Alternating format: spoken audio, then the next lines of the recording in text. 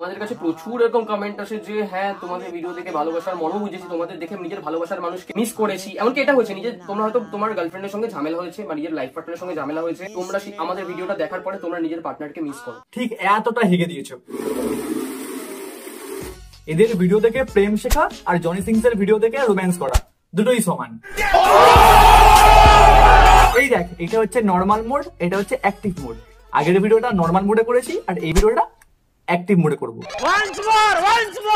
এই কাকিমা তোমাকে তো চুম্মাশ্রী অ্যাওয়ার্ড দেওয়া উচিত। আমি গাল কপাল আর কোথায় একটা বললো কি গাল কপাল হাত থাকতে তুমি পায়ে কেন চুমু খেলে? আচ্ছা আমার তো মনে হয় তোমার লেগ পিস বেশি। ওরে আমার নেকিদের মহারানী, ওটাকে মজা বলে, সার্কাস্টিক ওয়েতে কাউকে রোস্ট করা।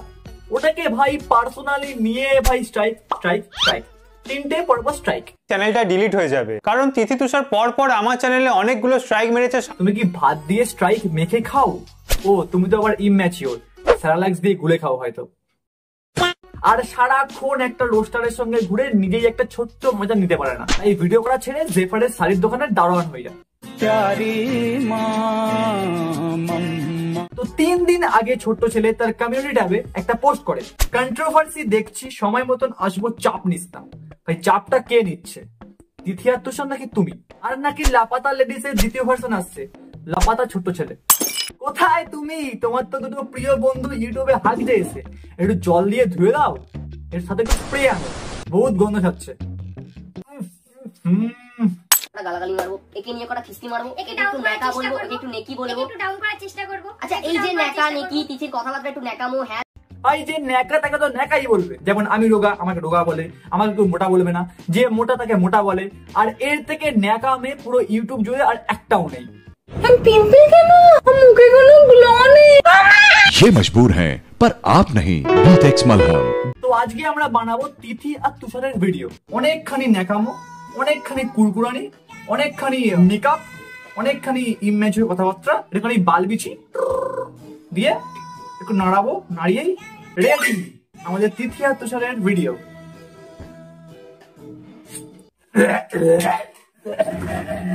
আমরা ভালোবাসা ছড়াচ্ছি, আমরা একে অপরকে ভালোবাসি, তোরা হেট করিস। এবার মানুষটাই বিচার করে নাও, তোমরা ভালোবাসার সাপোর্টে থাকবে নাকি খারাপের। আরে এত ভুল ধারণা সিপিএম ও রাখে না। আর তোরা ভালোবাসা না, তোরা ভাইরাস ছড়াচ্ছিস। আর তোর ভালোবাসায় আমি ভাই, তোর ব্রেন আর সিপিএম এর ভোট ব্যাংক দুটোই সমান।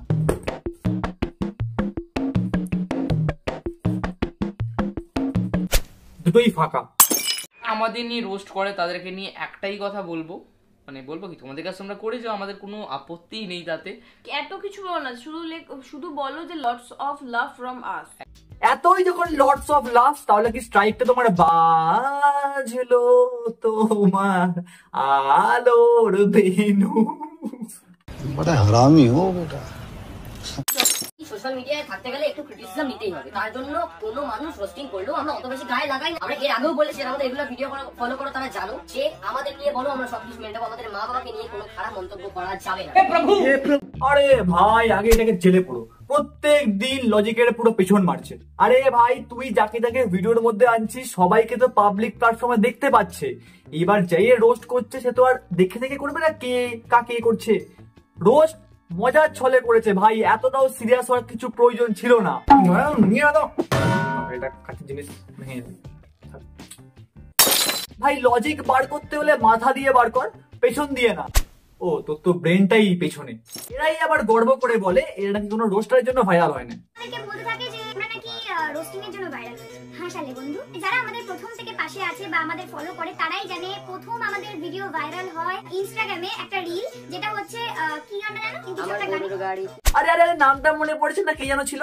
এইসব শুকনো নেশা প্রাইভেটলি করো, পাবলিক করো না। ভাই তোরা ক্রিয়েটার নাকি পলিটিক্যাল পার্টি? আজকে স্ট্রাইক, কালকে স্ট্রাইক, পরশু স্ট্রাইক, দুপুরে স্ট্রাইক, রাতে স্ট্রাইক, বাংলা বন্ধ, বিহারি বন্ধ, ইংলিশ বন্ধ। তোমরা বলতে পারো যে তুমি দাদা বা দিদি তোমরা ওই দাদাটাকে যখন টেক্সট করতে পারলে একে কেন টেক্সট করলে না, বলতেই পারো। এবার কি বলতো, টেক্সট যাকে করবো তারও তো একটা যোগ্যতা থাকা দরকার যে আমি কাকে টেক্সটটা করছি, তাকে বলার মতো কিনা সে, পাতে দেওয়ার মতো কিনা সে। আমিও তাকে মনে করিনি পাতে দেওয়ার। আমি তো জানতাম যে আমি কি।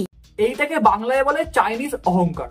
কোনো গ্যারান্টি নেই। যতবারই আমাকে আলতা পরিয়ে দেয় কোনো পুজোতে বা কোনো অকেশনে, তো তখন উনি ভালোবেসে আমার পায়ে চুমু খায়। আমার জিনিসটা কিন্তু ভালো লাগে না, আমি কিন্তু বলছি না এটা খুব ভালো জিনিস যে একটা গুরুজন পায়ে চুমু খাচ্ছে, আমি সেটাকে সাপোর্ট করছি, এটা আমি কিন্তু মানে কথা বলার সময় কি পচা মদ খেয়ে আসো?